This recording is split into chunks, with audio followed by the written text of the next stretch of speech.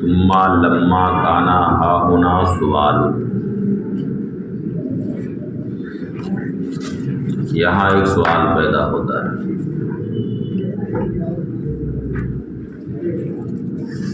اور کیسے پیدا ہوتا ہے؟ سوال کی 4 قسمیں اس سے پہلے بیان ہوئی. کیا کیا؟ پڑھا بے پڑھا سب برابر. منع، نقض، معارضہ سب برابر ہو گیا. پڑھا بے پڑھا؟ ہاں سب برابر ہو گیا نا. سوال کی کتنی قسمیں کی گئیں؟ 4 ہو گئی. ابھی 3 میں نے بتایا، اب 4 کیسے؟ کافی ترقی پہ سب لوگ تھے. تو سوال کی 4 قسمیں ہیں. دیکھو سب لوگوں کا میرے اوپر پڑ گیا. منع، نقض، معارضہ. اب سوال یہ پیدا ہوتا ہے کہ 3 ہی اقسام میں سوال کا انحصار صحیح نہیں. اس وجہ سے کہ کبھی سائل سے حل کا سوال کیا جاتا ہے، یعنی سائل نے جب مثلا یہ کہا کہ آپ کی دلیل مجھے تسلیم نہیں یا آپ کی دلیل مجھے صحیح نہیں لگتی، تو ظاہر ہے کہ مؤلف فوراً حساس ہو جائے گا، پوچھے گا کہ آخر کیا بات ہے کہ میری دلیل تمہیں تسلیم نہیں ہے؟ میری دلیل میں غلطی کہاں پر ہے اسے متعین کرو، یعنی موضع غلط کی تعیین کرو کہ یہ غلطی ہماری دلیل میں کہاں پر واقع. تو سائل سے کبھی موضع غلط کی تعیین کا مطالبہ ہوتا ہے، اسی کو حل کہتے ہیں. اور یہ سوال کی تینوں قسموں میں کسی میں بھی داخل نہیں. نہ تو منع ہے، نہ نقض ہے، نہ معارضہ ہے. تو ان 3 اقسام میں سوال کو منحصر کر دینا صحیح نہیں. ثم لما کانا ہاہنا سوال، پھر جب کہ یہاں پر ایک سوال وہ یہ ہے کہ انہو قد یسأل السائل بالحل، کبھی کبھی سائل سے حل کا سوال کیا جاتا ہے، یعنی موضع غلط کی تعیین کا. فلا یصح حصر الاسئلۃ فی الثلاثہ المذکورہ، تو سوالات کو مذکورہ 3 ہی اقسام میں منحصر کرنا صحیح نہیں. فاجاب بقولی، تو اپنے اس قول سے جواب دیا. وَيَنْدَرِجُ الْحَلُّ، جواب یہ دیا ہے کہ حل یہ الگ سے کوئی قسم نہیں ہے، بلکہ مناہی کے تحت یہ داخل، اسی کے تحت اس کو داخل کر دیا گیا ہے، کیونکہ دونوں میں مناسبت، کیونکہ منع میں مقدمہ معینہ سے تعرض ہوتا ہے. کس سے تعرض ہوتا ہے؟ مقدمہ معینہ سے. مثلا یہ کہتا ہے کہ آپ کا صغریٰ مجھے تسلیم نہیں ہے یا آپ کا کبریٰ مجھے تسلیم نہیں ہے، تو تعرض کس سے ہوتا ہے؟ مقدمہ معینہ سے. اور موضع غلط کی تعیین جو ہوتی ہے تو اس میں بھی کسی متعین مقام پر ہی گفتگو ہوتی ہے، تو اس مناسبت کی وجہ سے یہ داخل ہے کس میں؟ منع. وَيَنْدَرِجُ الْحَلُّ فِي الْمَنْعِ لِنَوْعِ مُنَاسَبَةٍ، اور حل منا میں داخل ہے لنوع مناسبت، یکونا مناسبت کی وجہ سے، یعنی اس حیثیت سے کہ مقدمہ معینہ سے اس میں تعرض ہے، کما کان منع کذالک، جیسا کہ منع میں بھی ایسی ہوتا۔ وَإِنْ خَالَفَهُ بِوَجْهٍ، اگرچہ منع سے من وجہ یہ مختلف، منع سے من وجہ مختلف ہے، کیونکہ منع میں مقدمہ معینہ پر دلیل کی طلب ہوتی، اور یہاں دلیل کی طلب نہیں ہوتی ہے بلکہ موضع غلط کی تعین ہوتی ہے۔ اس لیے یہ تو نہیں کہا جا سکتا ہے کہ مکمل منع ہی ہے یہ، لیکن کچھ مناسبت کی وجہ سے اس کو منع کے تحت داخل کر دیا گیا ہے۔ وَإِنْ خَالَفُوا بِوَجْهٍ، اگرچہ من وجہ اس سے مختلف ہے، يُقْصَدُ بِهِ اے بالحل تعین موضع الغلط، اس وجہ سے کہ اس سے یعنی حل سے موضع غلط کی تعین مقصود ہوتی ہے، لسوء الفہم، یعنی غلط فہمی کی وجہ سے جو غلطی ہوتی ہے اس کے مقام کی تعین مقصود ہوتی ہے، لا طلب الدلیل، طلب دلیل یہاں پہ مقصود نہیں۔ وَقَوْلُهُ لِسُوءٍ، مصنف کا قول لسوء یہ متعلق ہے غلط سے، یعنی غلطی جو ہوتی ہے کس وجہ سے، غلط فہمی کی وجہ سے، سوء فہم کی وجہ سے۔ جیسے یہ بولتے بھی ہیں کہ آپ کو غلط فہمی ہو گئی، بولنا ہی نہیں۔ وقد یذکر الحل فی مقابلۃ المنع، تو چونکہ حل اور منع میں کچھ فرق بھی ہے، کچھ اختلاف بھی،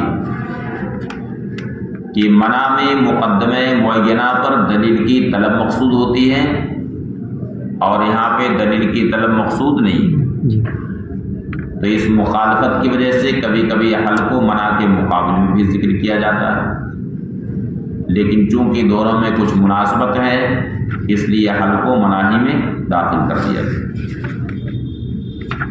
تاکہ زیادہ پھیلاؤ نہ ہو جائے،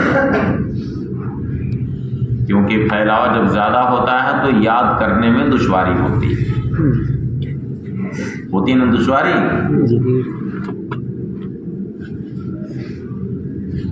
یہ بحث مکمل ہوئی۔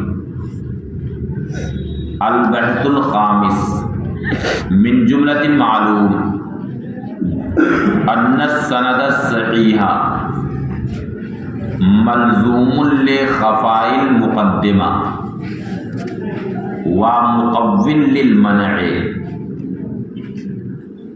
یعنی یہ بات معلومات سے کہ سند صحیح کے لیے مقدمے کا مخفی ہونا لازم، یعنی سند جب پیش کی جاتی ہے، معنی جب سند منع لے آتا ہے تو اس کا مطلب ہے کہ مقدمے ممنوعہ مخفی،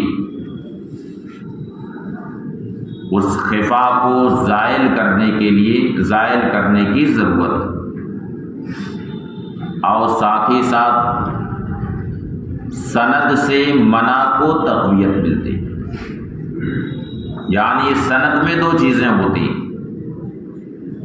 ایک تو یہ ہے کہ سند صحیح کے لیے مقدمے کا مخفی ہونا لازم ہے، اور دوسری چیز یہ ہے کہ سند سے منع کو تقویت ملتی بشرطے کہ وہ سند صحیح ہو۔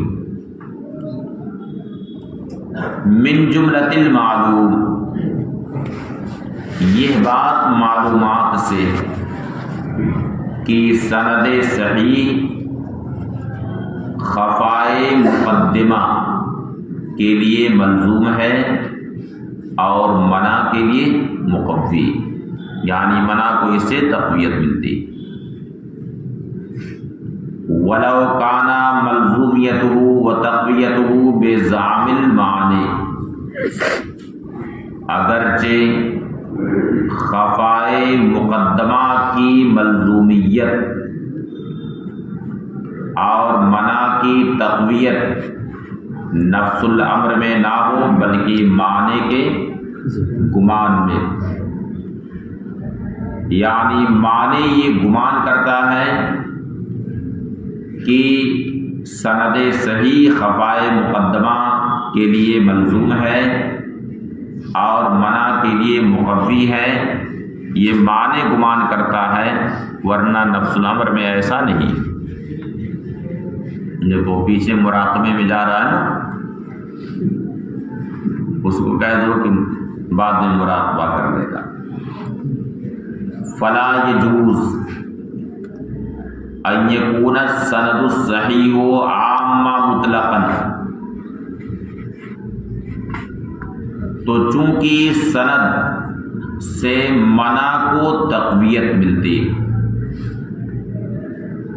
لہذا یہ جائز نہیں ہے کہ سند صحیح منع سے کیا ہو، عام، نہ عام میں مطلق ہو اور نہ عام من وجہ۔ فلا یجوز ان یکون السند الصحیح عامہ،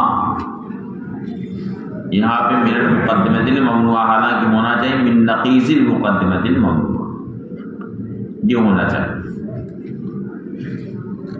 لہذا یہ جائز نہیں ہے کہ سند صحیح مقدمہ ممنوعہ کی نقیض سے کیا ہو، عام، مطلقاً۔ اب یہ مطلقاً کا تعلق عامہ سے ہے یا مطلقاً کا تعلق لا یجوز سے؟ اگر لا یجوز سے یہ متعلق ہو تو اس کا مطلب یہ ہے کہ سند صحیح مقدمہ ممنوعہ سے بالکل عام نہیں ہو سکتی، یعنی نہ عام میں مطلق ہو سکتی اور نہ عام من وجہ ہو سکتی۔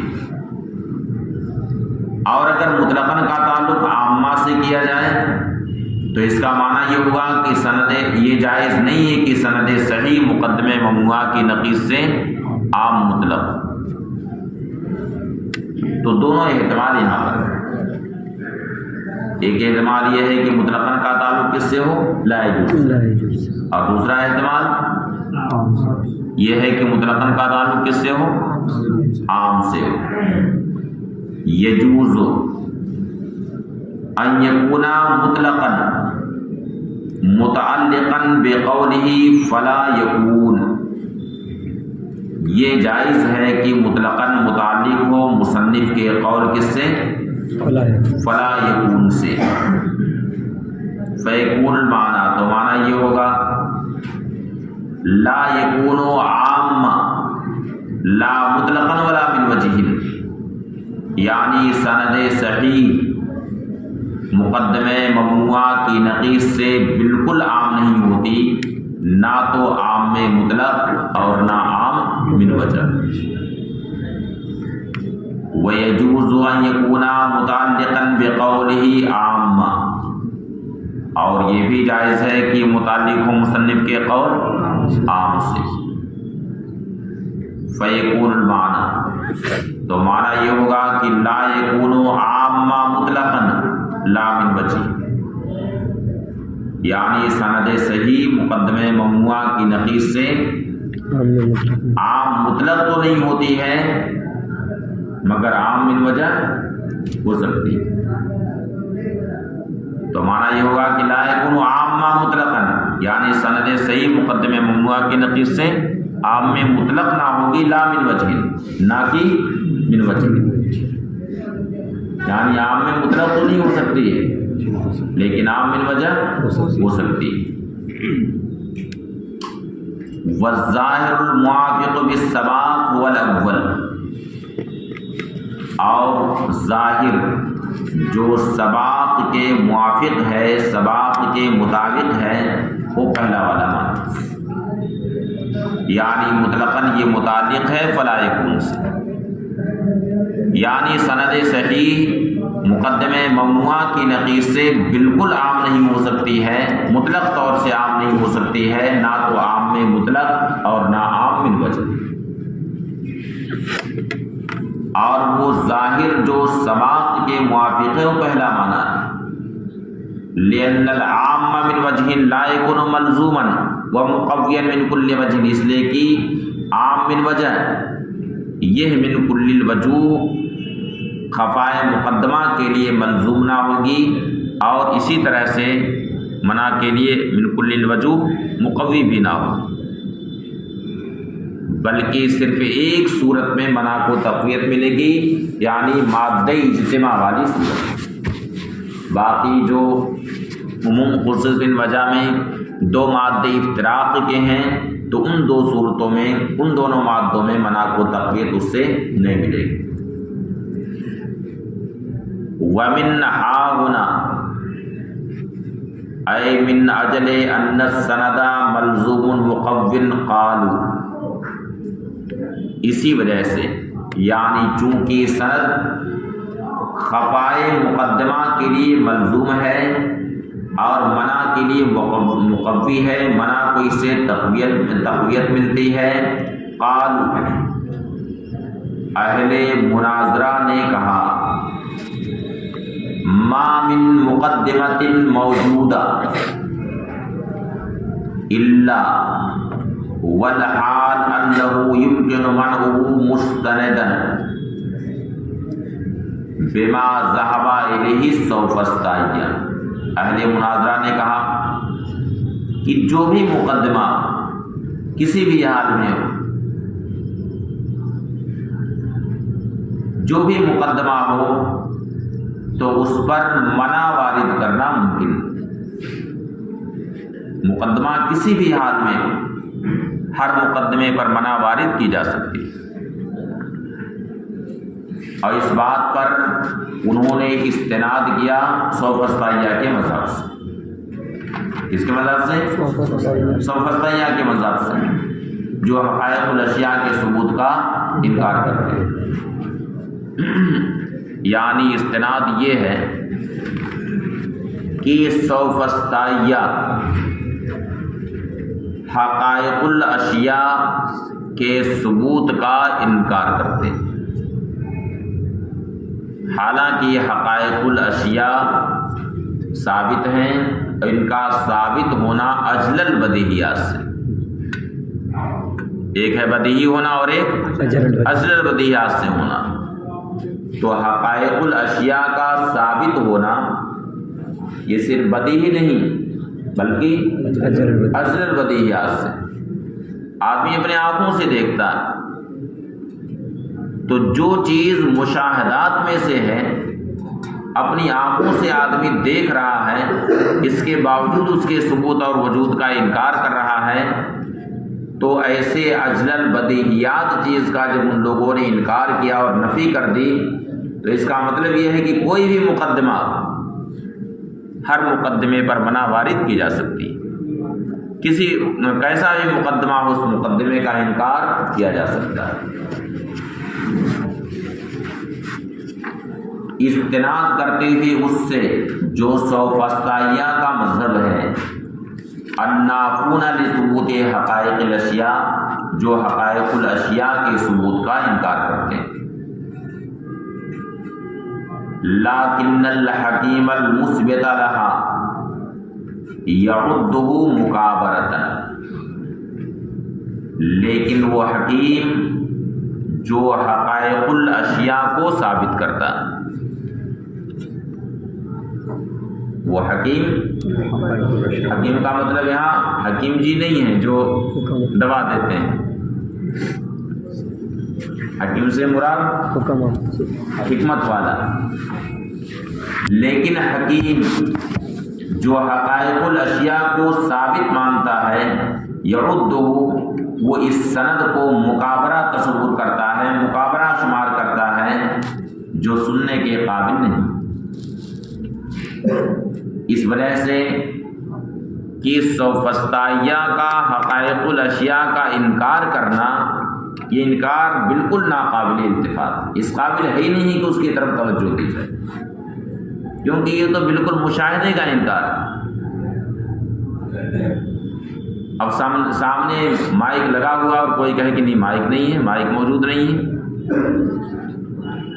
سامنے کتاب رکھی اور کوئی کہے کہ نہیں کتاب نہیں ہے، تو اس طرح کا انکار قابل التفات ہے؟ تو اب ان کے قول سے جو سند لائی گئی ہے یہ سند بھی قابل التفات نہیں ہے، اس سند کو حکیم مقابرہ تصور کرتا، مقابرہ شمار کرتا ہے، جو سننے کے قابل نہیں۔ بات ختم ہوئی۔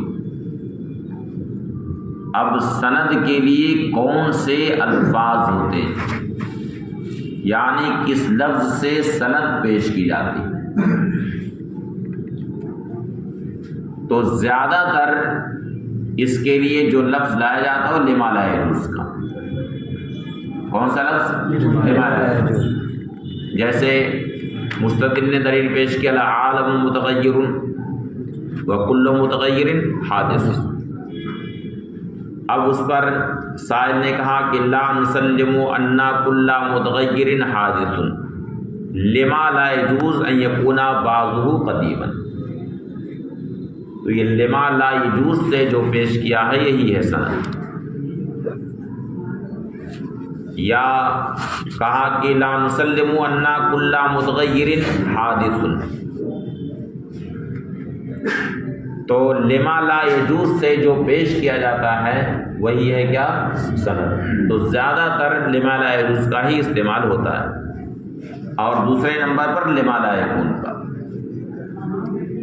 اور تیسرے نمبر پر کیف لا والحال کذا، یعنی ایسا کیوں نہیں ہو سکتا ہے جبکہ حالات ایسے ہیں،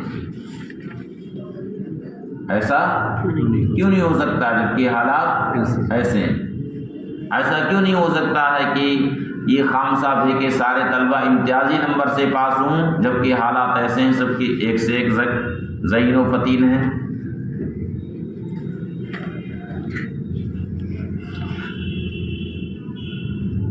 تو یہ کون والی سند ہوئی؟ کئی پالا والی،